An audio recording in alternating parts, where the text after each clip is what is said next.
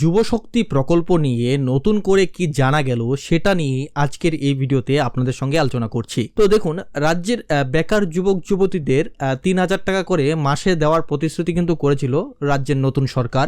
যদিও আগের যুবসাথী প্রকল্প এখন বন্ধ বলেই জানা গেছে, তবে পুরনো যে যুবসাথী প্রকল্পটি ছিল সেটিকে পরিবর্তন করেই যুবশক্তি প্রকল্পের ঘোষণা কিন্তু দেওয়া হয়েছিল। তো এই যুবশক্তি প্রকল্পের ৩,০০০ টাকা পেতে আপনাদের কি কি যোগ্যতা থাকতে হবে? নমস্কার, আপনাদের সঙ্গে রয়েছে আমি সমীর, আপনারা দেখছেন মাই স্মার্ট সাজেস্ট। তবে এই যে যুবশক্তি প্রকল্পটি, যেই প্রকল্পের ঘোষণা দেওয়া হয়েছিল রাজ্যের নতুন সরকারের পক্ষ থেকে, তবে এই যে প্রকল্পটি সেটি কবে নাগাদ চালু হবে বা চালু হতে পারে সে নিয়ে কিন্তু এখনো জল্পনাই রয়ে গেছে। তবে এই বিষয় নিয়ে মাননীয় মুখ্যমন্ত্রী জানিয়েছিলেন আগামী 22শে জুন যে বাজেট অনুষ্ঠিত হবে সেই বাজেটে কিন্তু এই প্রকল্পের যে 1 বছরের যা বরাদ্দ তা নিয়ে কিন্তু সেখানে ঘোষণা হবে। প্রসঙ্গত এমনটাই কিন্তু সকলেরই জানা রয়েছে, রাজ্যের যে শিক্ষিত বেকার যুবক যুবতী যারা রয়েছেন তাদেরকে একটা আর্থিক সাহায্য দেওয়ার জন্যই কিন্তু এই প্রকল্প এবং একটি জনকল্যাণমূলক উদ্যোগ, যেখানে এর আগের সরকার যুবসাথী প্রকল্প চালু করেছিল এবং সেখানে 1500 টাকা করে মাসিক ভাতা দেওয়া হচ্ছিল। বর্তমান সরকার কিন্তু সেই ভাতাকে দ্বিগুণ করার কথা বলেছিল। পাশাপাশি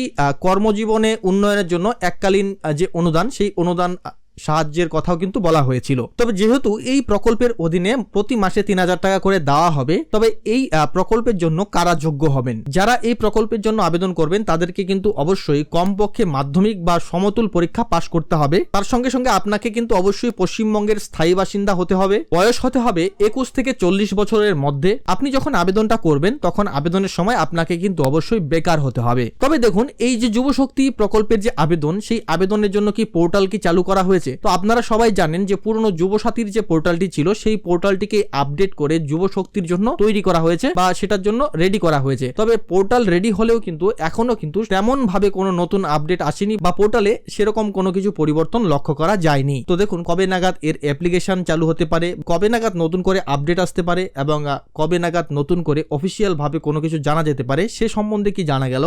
তবে সূত্র অনুযায়ী যেটা জানা গেছে যে সরকারের পক্ষ থেকে বলা হয়েছে আগামী কিছুদিনের মধ্যেই এই প্রকল্পের যে আবেদন ফর্ম জমা দেওয়া এবং আবেদন ফর্ম জমা দেওয়ার শেষ তারিখ বা আবেদন কিভাবে করতে হবে এই সমস্ত বিষয় নিয়ে ধাপে ধাপে নির্দেশিকার মাধ্যমে জানিয়ে দেওয়া হবে সরকারের পক্ষ থেকে। এবং যখন অনলাইনে আবেদন প্রক্রিয়া চালু হয়ে যাবে তখন রাজ্য সরকারের পক্ষ থেকে আপনাদের সমস্ত আবেদন যাচাই করা হবে এবং যাচাই করে যারা যোগ্য হবে তাদেরকে প্রতি মাসে ৩,০০০ টাকা কিন্তু তাদের অ্যাকাউন্টে দেওয়া হবে, এমনটাই কিন্তু জানা গেছে। তো বন্ধুগণ, পরবর্তী যখন কোনো না কোনো আপডেট বা তথ্য পাবো সেগুলো কিন্তু অবশ্যই আপনাদের সঙ্গে শেয়ার করব। তো অবশ্যই আপনারা আমাদেরকে ফলো করে আমাদের সঙ্গেই থাকবেন পরবর্তী গুরুত্বপূর্ণ ইম্পর্টেন্ট আপডেটসগুলোর জন্য। ধন্যবাদ প্রথম থেকে শেষ অবধি ভিডিওটির সঙ্গে থাকার জন্য।